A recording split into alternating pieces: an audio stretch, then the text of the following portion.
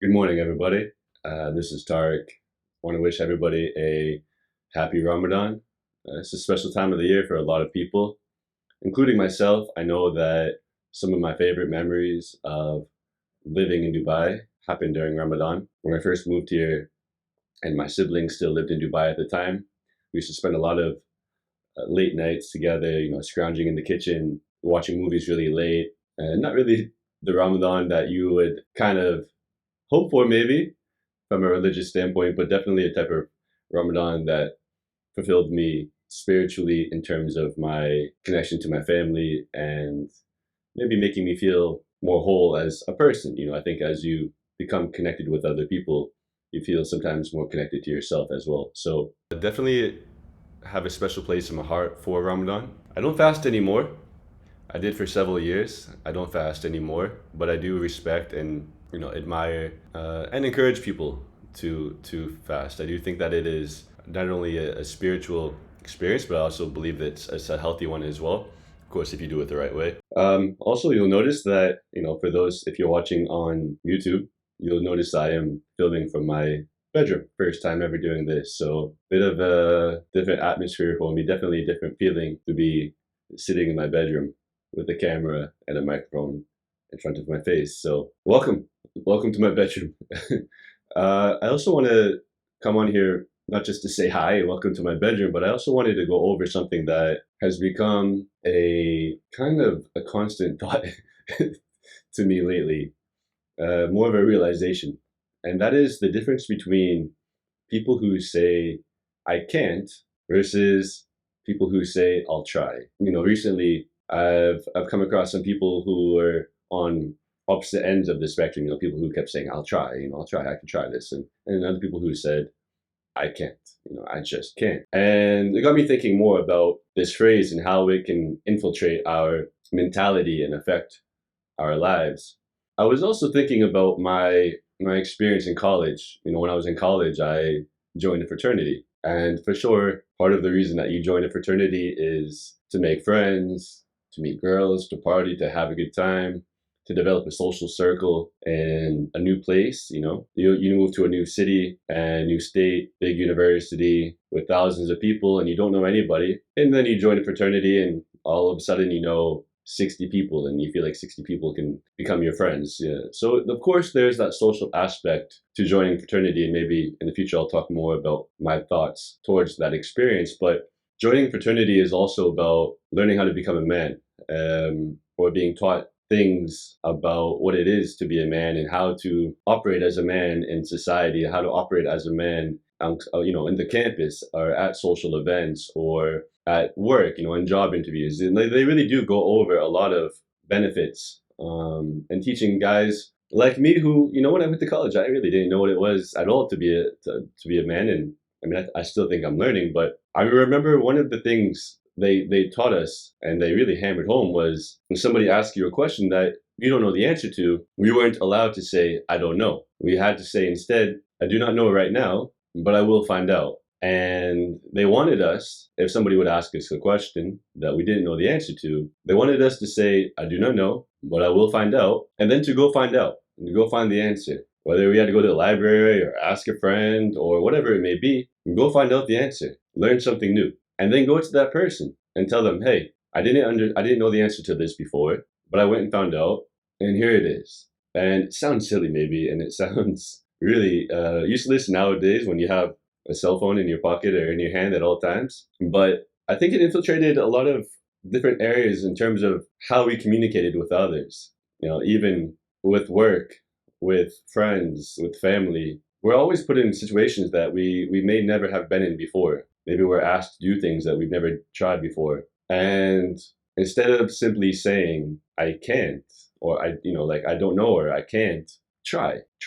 Maybe you can't at that very moment. But how much effort does it take for you to find out whether or not you can? Whether or not you may be able to do something that you didn't know you could do, such as answering a question that you didn't know the answer to.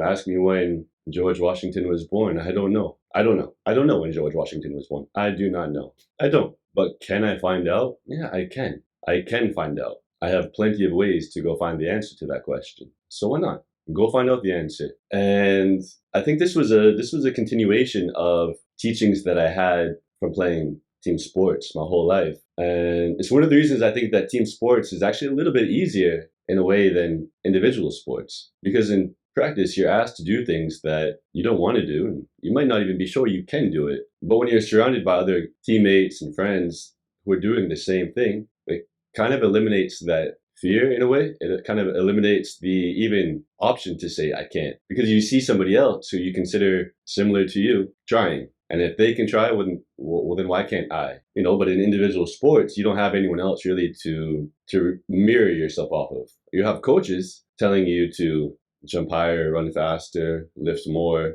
but it's really on you. Individual sports really pushes your own psyche a little bit more, I think, than team sports in a different way. So then if we're asked to do something that might seem challenging, it might not actually be that challenging. I think it's really just something that you haven't done before. And if you limit yourself by saying you can't, then you are putting a restraint on your ability. It's a very different response to say, I don't want to, or I don't think I can. That's a very different response to saying I can't, because I can't is finite. You're putting a hard cap on what you can do as a human being. The thing is, you can do it. Of course, I'm not talking about doing the physically impossible here. I'm talking about maybe your boss asks you to help out with a new task at work, and you're so frustrated by it that you say, I can't.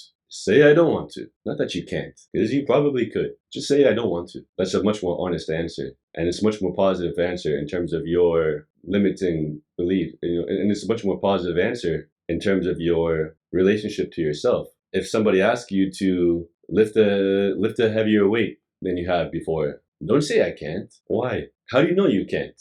Have you tried? Because if you haven't tried, then you do not know. And instead of saying I can't because I do not know, say I will try because I do not know, but I will find out. And that's all you can do. And it's become a hugely prevalent theme in my life over the last several years, in my career especially, because I have clients who push through incredible things and constantly will just show up. They will constantly just try. And when you ask them to do an exercise, they don't say I can't. They don't even say I won't. They just say I'll try. I do not know if I can do this, but I will try, and we will find out. I'm constantly inspired by my clients' willingness to show up through personal issues, work-related issues, family issues, health issues, whatever it may be. I have clients and they just show up. And, for the sake of privacy, I'm not going to tell, very private stories right now, but I think maybe a couple of you watching know who you are.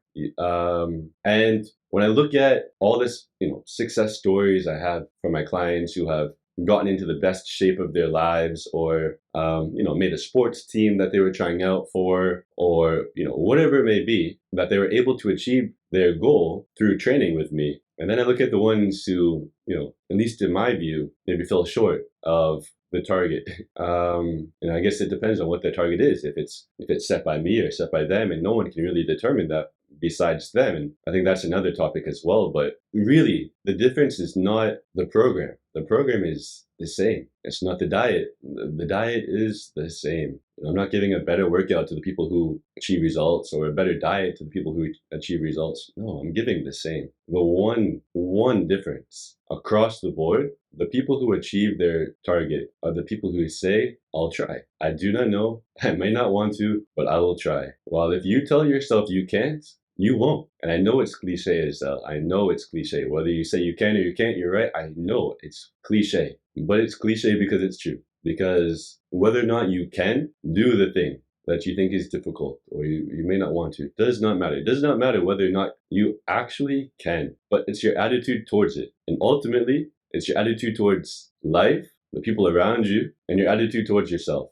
I really just wanted to come on here and hope this might resonate with you. Hope you may try, as hard as it may seem at first. Just try to change the way you answer things. Don't say I can't.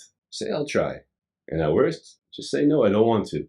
Because not wanting something is your right. But don't say I can't, because you can. Once again, I want to wish you a Ramadan Kareem. Hope you get to spend time with your friends and your family. And you can find more of me in my bedroom here on YouTube and hopefully listening along Spotify as well. I will talk to you all soon. Have a great day. Bye.